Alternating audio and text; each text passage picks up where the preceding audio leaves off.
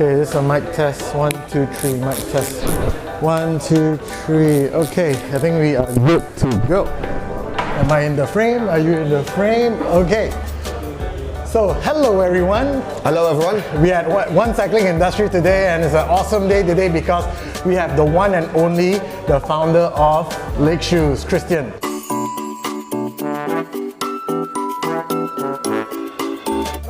Hi, good morning. Nice to be back in Malaysia. It was some years ago. So good to see you all again at One Cycling, and happy to have a nice chat with Melvin, one of our ambassadors here locally. So just shout the questions, Melvin. Yeah. So I'm a big fan of Lake Shoes, and I've been using Lake Shoes for the past, I think, 5 years. No, 6 years. So my first Lake shoe I bought was actually the 301. Yeah. I bought it second hand, and I assumed that guy used it for about 3 years. I bought it second hand, and I used it for another 4 years. So I used it for 7 years, and I've been telling everyone Lake shoe is probably one of the most durable shoes I've ever used. I've tested. So you made it too good. You made it a bit too good. So your product cycle with consumers might a bit not so good for you. No. But it's good for us. But as long as we have happy customers. Yeah, but again, this is obviously very good for the environment. And I've also heard some testimonies of some of my friends who actually use Lake shoes. You have quite a few fan base here, and they actually do love your product, and they also say the same thing. It's very durable. So that's why I always tell my subscribers and my friends or anybody who's into cycling, I say, buying a Lake shoe is an investment because you're actually going to use it for quite a while. Yeah. So make sure you get the right fit. Correct.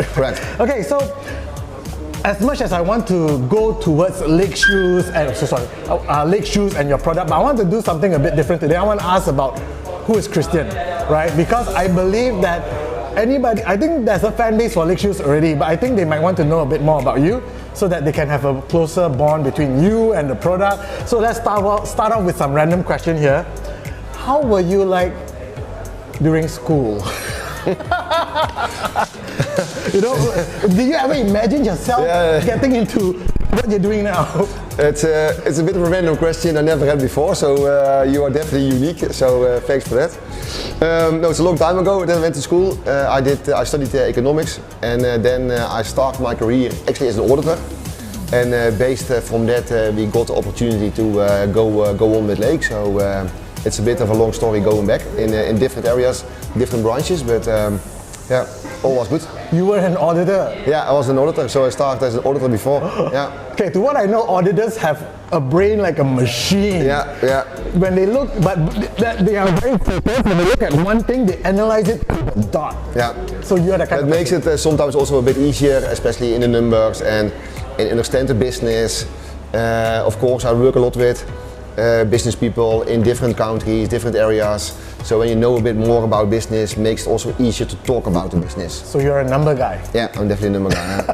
Yeah. Which is very weird because what you're doing now, in my point of view, besides the numbers and all, is towards more passion-driven. Correct. And being from a number guy going to passion-driven. Yeah, it's also to make good analysis about it. So I really do a lot of events, do a lot of interviews, still involved a lot with end consumers to make sure that I have the right feedback from people who ride every day, every week, every month, but make it whole, let's say, all the feedback I get to a better product. And that makes it also easier when you have a more analysis. You're definitely more analytical. Yeah. So besides just creating a product that you want to create, because I believe that every person that creates a product, they want to make it for themselves. Yeah, and we always want to make it better. Yeah. So when we launch a product and we can create a nice product, but when it doesn't work, it's our fault. So true. It's very important for us when we bring a product on the market or we do an update of an existing model, we know for sure the next model is better as the preferred model. So that's why we are really involved with customer events, listen to customers, and also do a lot of fit events by ourselves, by know which shoe fits the best for which type of customer. Yeah, but I'm pretty sure most kids will never say that when I grow up I want to make shoes for people. So when you were a kid, what actually did you want to do?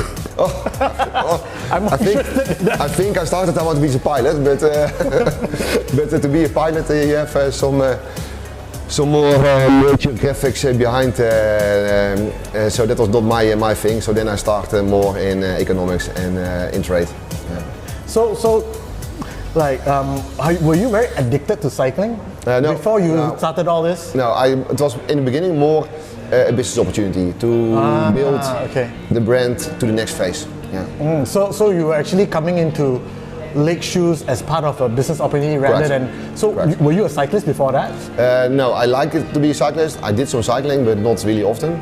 I liked it. I like to see it. I like the product. I like the environment, the people who work in the business.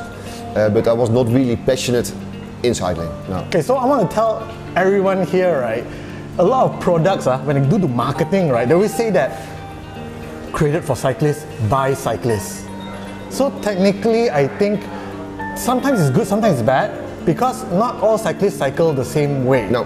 Right? But when I look at you right now, which I think there is a very different perspective how you create a product, because you're actually listening to customers and you're creating a product for them rather than for yourself. Yeah, but I think it is definitely different if you create a bike or create, for example, shoes.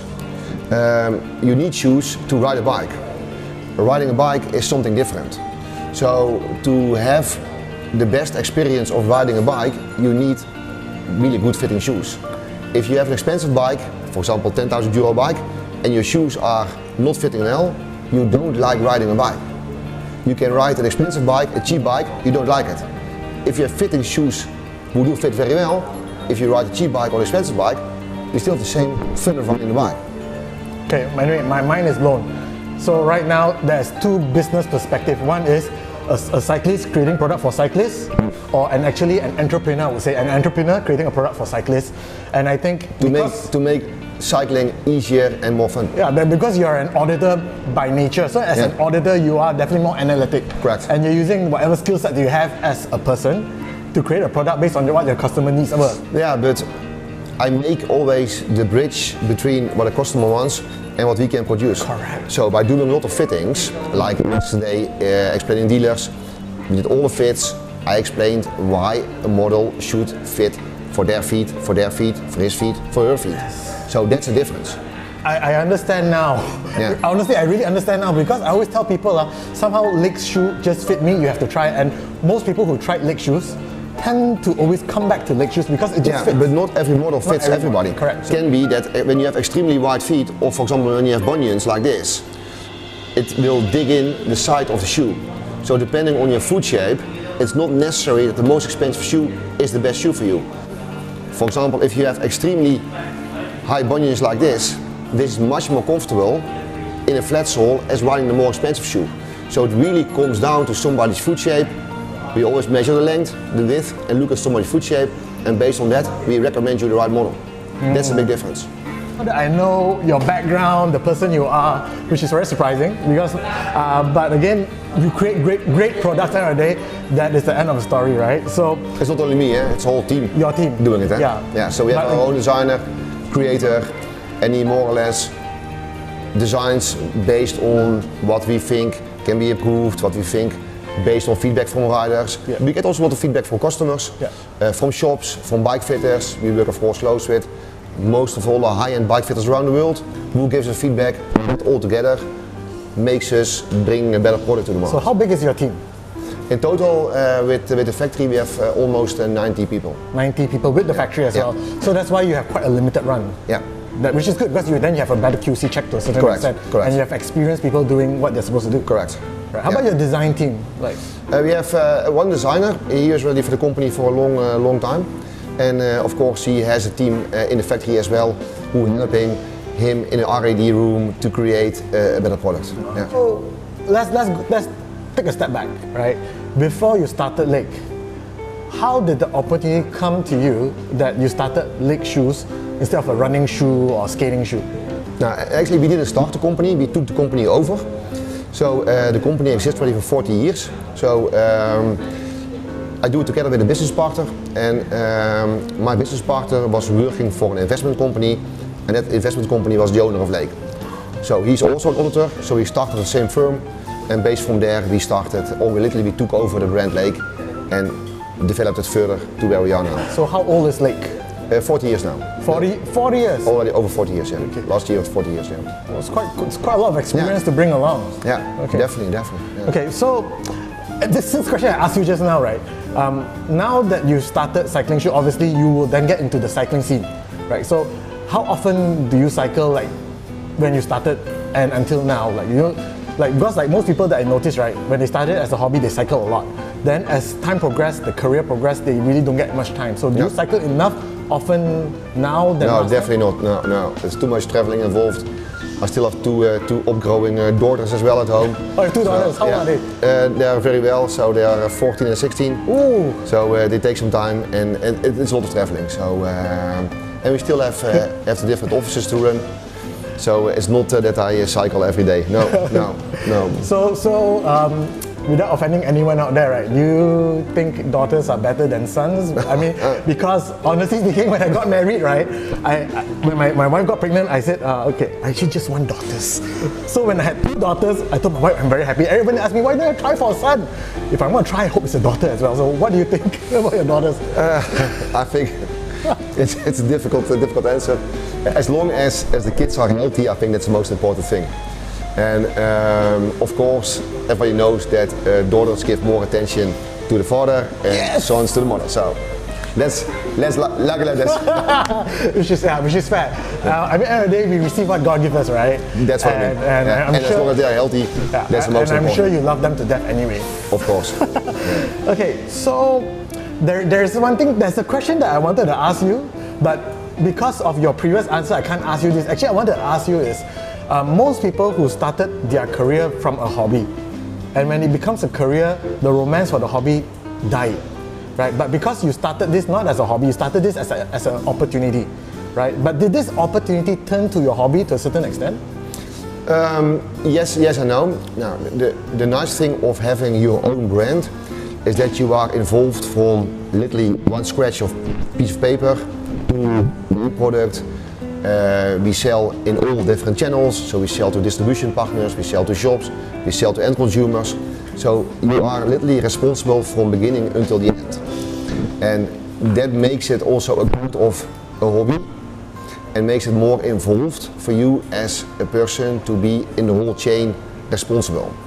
So it's a bit difficult to answer the real question regarding if it is still a hobby. Yes, it is still a hobby.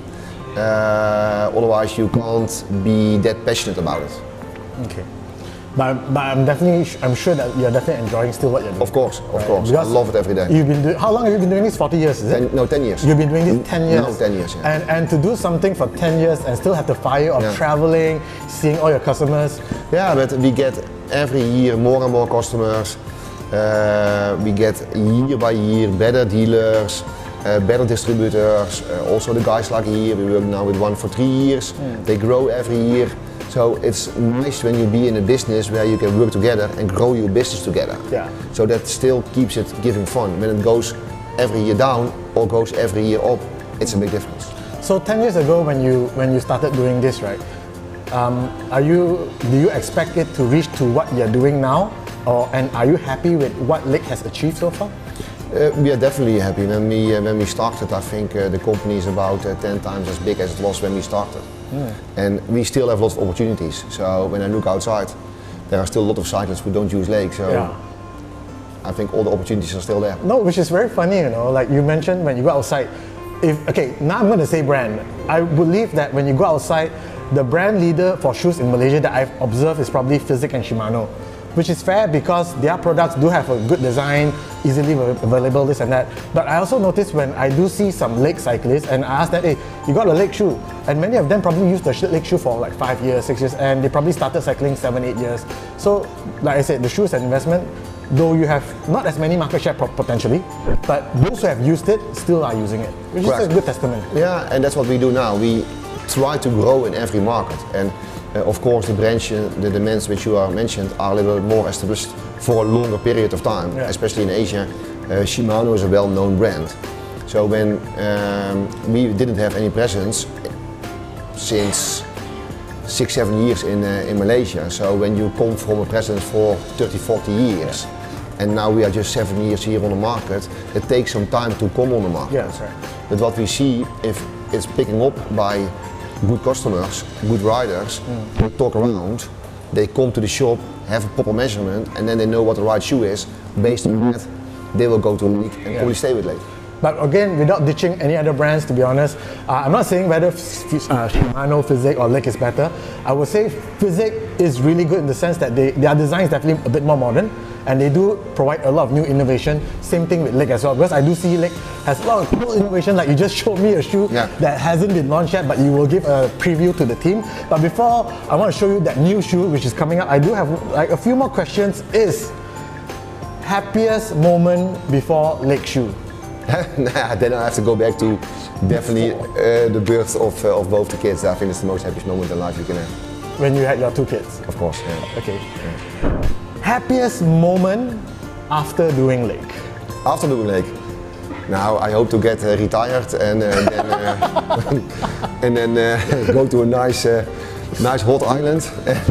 Hot island? A nice place somewhere in the Caribbean or in Thailand or Malaysia or something. No idea yet. No. So if let's say let's just look beyond 10 years or 20 years, and you achieve what you wanted to achieve, right? And your kids are all grown up, married, and out of the house. So where would you retire? Yeah, it's a bit. I think as long as you have so much fun in life as I have now, and enjoying life and enjoy to travel, to be around, to work with all different kinds of people in different countries, that's something I really like. And as long as you like what you do and you have pleasure in your job, I think you can work forever. Yeah, but I have a feeling that because you know so many friends around the world now that you've been doing Lake, right? Wherever you retire, you have someone to drink coffee with you. That's for sure. Everywhere. Everywhere. Yeah. And if you're in Malaysia, yeah, you know where I am. Yeah, no, and that's maybe on the longer run. When we have a bit more time, and when the kids are grow up, it would be nice to spend some weekend over here, to spend some weekend longer in, for example, the States or in Thailand or whatever. So it would be nice to give you a little bit more space in enjoying life more when you are around. Yeah. Like this week, I started in Dubai, went to Jakarta, and fly back now home from Kuala. So in 8 days, 4 flights, and saw half the world. So very busy man. Yeah, extremely busy. Okay, so now let's go to the product, which I have one very curious question. You know, when they talk about helmets, Asian fit, round head, square head, oval head, this and that, right? Then when we talk about Lake shoes or other cycling shoes, let's talk about Lake shoes. Lake shoes is never specific whether it's European fit, Asian fit, or whatever. But then whenever I try on a Lake shoe, I do hear bike shops or even like Elias, who's sitting right there. Elias did mention that, oh, this one fit Asian fit, this and that, right? So was your shoe intentionally designed for Asian fit, or you just see that there was a gap to create a wider shoe? No, we designed literally shoes for different foot shapes. So it's not only Asian have wider feet, also in Europe is a tendency to have wider feet as well, basically on the type of shoes everybody's wearing. So we design a shoe for different foot shapes. So if you have narrow, wide or extra wide, we offer different shoes for every foot type. That's the base. Not really Asian, US or European related, no, it's more based on average foot types. So it means you did not specifically design for Asian, it just so happened that maybe Asian has just wider feet in general, and Asian have wider feet, correct, and we have wider soles, so that's why we fit perfectly for Asian people, definitely, yeah. Okay, so let's talk about the continent. In terms of Lake shoes, right, do you see yourself like larger towards the Asian region or Europe, or you feel that because like feet generally is different around the world and you feel that your product is actually acceptable and available around the world? It's available around the world. We are selling Lake in almost 50 countries. 50 countries, so that's you're covering the globe already? Yeah, we, also in every Asia country we are present. Only the difference is that you can't just sell a Lake shoe. It's really based on measurement, and that's why I explained this morning to the guys here as well. It's especially based on the width. So, and there you can make a difference. So, for example, if you have 44, this is a narrow feet, and this is wide feet. So imagine your shoe is like that wide and your feet are like that wide. So you're squeezed in like that. So that's why you really should come to the shop and have a measurement. So what we see literally all over the world, where we sell the most shoes, in the high-end shops, in the bike fit shops, where people come in, get the proper advice, and based on the advice, they get the right shoe. And there you can make a difference. To the next. Wait, before you go more about this product, when you first launched this shoe design, right? Yeah. I was blown away. Yeah. That was pure innovation. Yeah. Okay. It was actually developed for about 2 years by two pro riders who do long distance rides, who had extremely wide feet and always narrow shoes. So that's the first prototype, was literally just a cutout in the side of the panel with this material, and based on that we developed the shoe further in different panels and makes it really unique on the market. So this is the one that's not launched yet, right? No, it's not launched yet. It will be launched in Tell me about a month. about a month. Okay, tell me more about this. Now, the good thing of course is, so for example, if you measure that you have wider feet, this really fits size 44. So if your measurement is like, that's a narrow feet, and your feet is like that, it fits because the whole sole is wider. That's the big difference. Unique about the shoe, it doesn't matter what your foot shape is, because you have a very flexible side panel. It's inside, it's outside. So on the moment your feet are like that, the shoe literally expands around your foot shape. Now, the previous model had a bit more narrow toe box, so what's a big improvement in the new model is the wider toe box with a separate panel in the front. The first shoe had one panel. So to get more width in the front, to get more better fit, we created a wider toe box and separate panels. Also, for example, when you have a high instep and a really low volume, the panels are separate, so you never have a pressure point in the top. Now that makes it really a unique fitting shoe. Oh my goodness. So, okay, I'm going to say this. Potentially, this is the shoe that rules it all. Definitely. It is definitely a shoe what can be a big hit in whole Asia and also here in Malaysia. Simply because when it's hot, like it is here outside, your feet are not getting longer, but your feet are getting expanded. So the material is so soft, so you never have painful feet in a longer ride. That's amazing. With the moldable heel, it also gives you a perfect fit in the heel. Moldable heel. Yeah, so you can literally squeeze the carbon in your heel. So on the moment you push down, your heel will be fixed in the shoe. Oh, beautiful. So you have a much better performance. But the flexibility is unique about the product. So will this be a stiffer shoe like the 403 or a step down? Stiffness comes from the sole.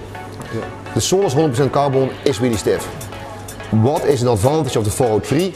That the whole heel is one big carbon piece. Oh, okay. So it's not that the sole is stiffer, it has a better heel cup. Yeah. This has an internal moldable heel cup, so it's a different way of creating a shoe. The advantage of this shoe is the front. So you can use the 403, maybe the 403 has a better heel cup, but when it always hurts in the front, it doesn't matter. So still, this is a better shoe if you have wider feet. Awesome. But the flexibility is amazing. So what's the price for this? The price in euros is 350. It will be in rang. The shoe looks amazing. When will it be available and how much? Today will be the official Malaysia launching.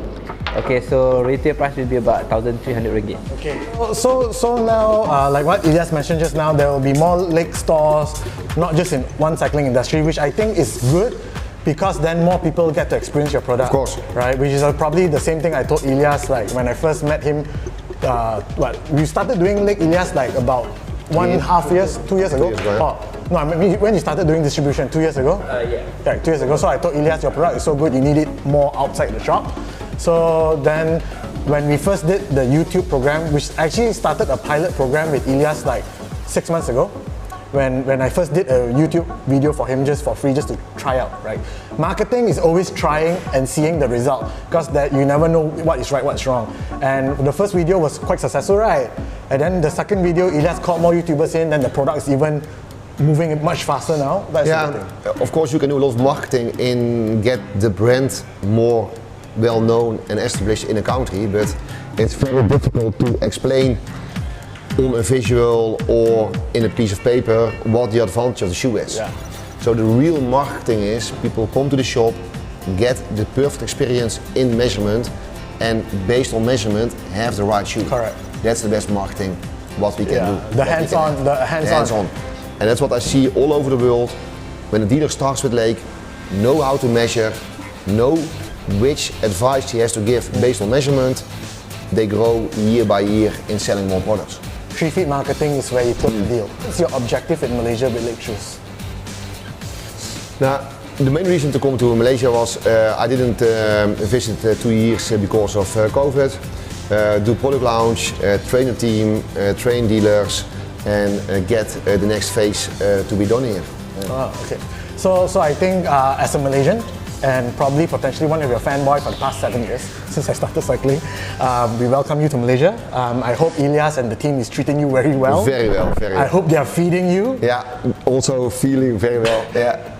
I hope you weigh yourself before and after, and I expect you to gain 3 kg when you go back. I don't hope 3 kg again, but if you did not, Elias did a terrible job. Yeah. And you had banana leaf rice yesterday, right? Yeah. Was it spicy? Are you into spicy food? I like spicy food. I love spicy food. I love Asian food as well. So you use your hand and eat the banana leaf rice? I try to use my hands and then I use a spoon as well a bit. So I make a combination. 3 different type of shoes. 3 different lasts, so based on every model we have a different sole. Now this is the more narrow, the wider one, and the really wide sole. So it's all standard, it's all in the 44, but you see not every model is having the same sole. And therefore you need to come to the shop, so the shop gives you the advice based on the measurement which shoe you need. Okay, so that's all for today. A quick chat with Christian. Thank you so much for making time for little me and making time for Malaysia. I think as part of a Malaysian cyclist, we do appreciate the effort and the product you create. I think as a cyclist, we always think that buying the branded stuff is the coolest or it's the best or whatever. But as a cyclist that actually been cycling more than 5 years, we do appreciate a proper fit, proper comfort, because doing 100 km above rides, if there's no product that help us to enjoy the ride, correct. What's the point of cycling, right? So I think on behalf of the cycling community, especially in Malaysia, we thank you for creating a product that help us enjoy the ride. You're welcome. Thank you very much for the interview. And I'll see you soon. See you soon. Thank you. Okay, I have one more question for Christian, which I forgot to ask during the interview. Since Christian is like relaxing, working, I'm gonna ask him this question, which is, the question is, Lake Shoes doesn't sponsor any pro team, but we notice when I watch GCN or whatever, we do notice that some pro teams do wear Lake Shoes. So my question for Christian is, does Lake Shoes sponsor any pro team in Tour de France? Overall pro team, we have a lot of pro riders indeed.